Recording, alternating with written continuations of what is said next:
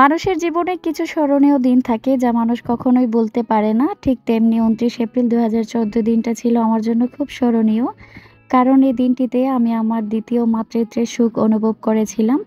আমার ঘর আলো করে এসেছিল আমার ২য় সন্তান আব্দুল্লাহ ইরফান। আল্লাহর কাছে শুকরিয়া আদায় করি যে তুমি বাবা আমার কুল জুড়ে এসেছিল। সবাই কত আগ্রহ ছিল সেদিন তোমার মুখটা দেখার জন্য। আলহামদুলিল্লাহ।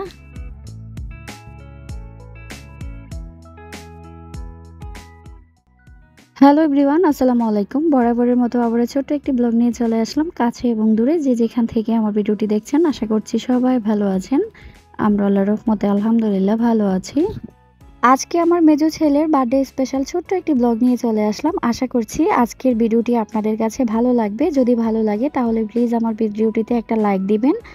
আর ভিডিওটি দেখতে দেখতে যদি ভিডিওর কোনো অংশ একটু হলে ভালো লেগে যায় তাহলে প্লিজ আমার চ্যানেলটি সাবস্ক্রাইব করে পাশে থাকা বেল আইকনটি ক্লিক করে দিবেন। আমি যদি কোনো নতুন ভিডিও আপলোড করি তাহলে কিন্তু সাথে সাথে আপনাদের কাছে নোটিফিকেশন চলে যাবে। আর আমার ভিডিওটি না টেনে সম্পূর্ণটা দেখার অনুরোধ করছি। আমি কিন্তু আপনাদের সাথে ২৯ এপ্রিলের ভিডিওটা শেয়ার করছি, কারণ ব্যস্ততার জন্য ভিডিও এডিট করা, ভয়েস দেওয়া হয়ে ওঠে না। তো আজকে শেয়ার করলাম আমার ছেলের বার্থডের ব্লগটা। আজকে কিন্তু ঘরোয়াভাবে ছোট্ট করে একটা বার্থডের পার্টি দিয়েছি আমি ওদের জন্য। তো ওদের জন্য আমি একটা কেক নিয়ে এসেছি, আর এই যে চিকেন আর নান রুটি নিয়ে এসেছি। যদিও বার্থডের মধ্যে আমাদের ইসলামের নিয়মে কেক কাটা নিষেধ, তারপরেও কিন্তু মাঝে মধ্যে বাচ্চাদের আনন্দ দেওয়ার জন্য এই কাজটা করতে হয়।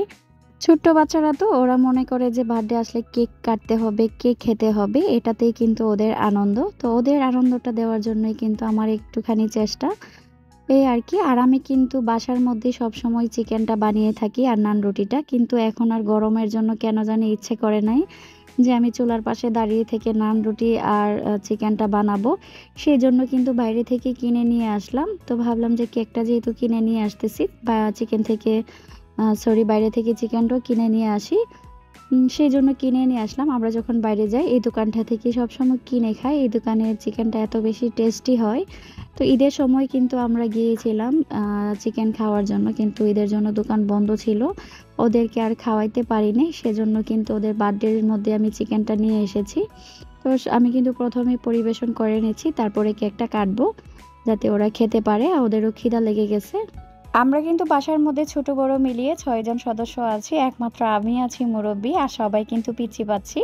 সবার কিন্তু কেক খাওয়ার আগ্রহটাই বেশি, তো সেই জন্যই এই আয়োজন করা। আর আমি কিন্তু কেকটা এনেছি আজকে আজোয়া থেকে। তুলনামূলকভাবে অন্যান্য যে বেকারিগুলো আছে সেগুলোর তুলনায় আমার কাছে মনে হয় আজোয়াতে কেকটা একটু কম প্রাইসে পাওয়া যায়।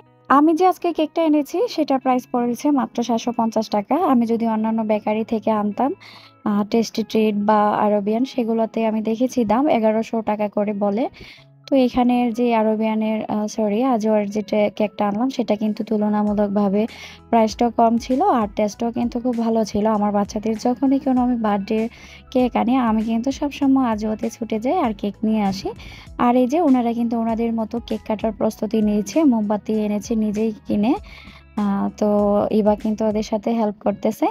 আর এখন কেকটা কাটবে। সবাই কিন্তু আমার ছেলের জন্য দোয়া করবেন, আমার বাচ্চাদের জন্য দোয়া করবেন। কিভাবে যে সময়গুলো জীবন থেকে পার হয়ে যায়। আমার এই ছোট্ট ছেলেটার এখন ১০ বছর পেরিয়ে ১১তে পা রেখেছে। আমার চোখের সামনে মনে হয় ওই দিনের কথা আমি বলতেই পারি না, যেদিন আমি হসপিটাল ভর্তি হয়েছিলাম। আর দেখতে দেখতে সময়টা কত তাড়াতাড়ি জীবন থেকে হারিয়ে যাচ্ছে। মা হিসেবে আমি আল্লাহর কাছে দোয়া করি আল্লাহ যাতে তোমাকে দীর্ঘায়ু দান করে, সুস্থতা দান করে।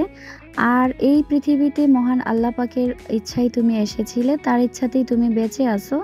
আল্লাহ তোমার জীবনের সাফল্য বড়িয়ে দেখ। শুভ জন্মদিন আমার ছোট্ট বাবা। আর এই যে ওনারা কিন্তু কেক কাটছে, আর আয়েশা মামনি কিন্তু সাথেই আছে। ও কিন্তু বড় হয়ে গেছে, ভাইদের পাশাপাশি ওকে সমান অধিকার দিতে হয়, সব কিছুতেই ওকে রাখতে হয়, না হলে কিন্তু কান্নাকাটি শুরু করে দেয়। তো এই যে দেখুন একজন একজনকে খাইয়ে দিচ্ছে।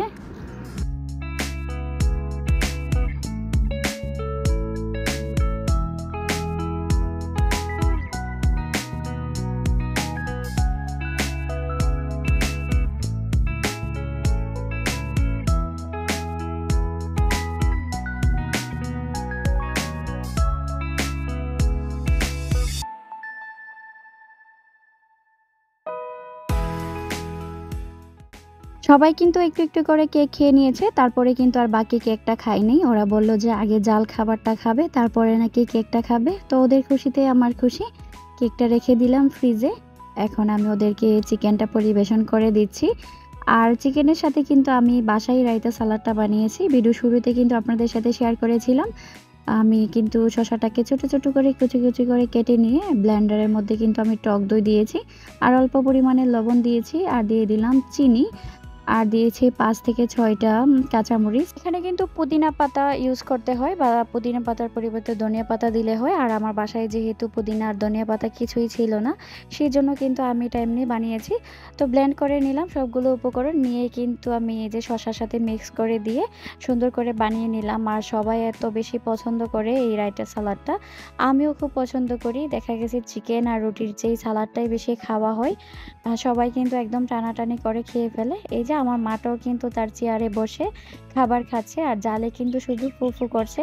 খাবারটা কিন্তু খুব জাল ছিল।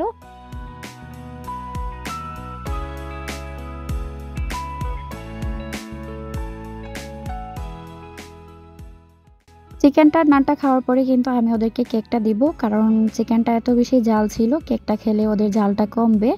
আর এভাবেই কিন্তু আমি আমার আজকের ব্লগটি সাজিয়েছি। আপনাদের কাছে কেমন লেগেছে তা কিন্তু অবশ্যই কমেন্ট বক্সে কমেন্ট করে জানাবেন।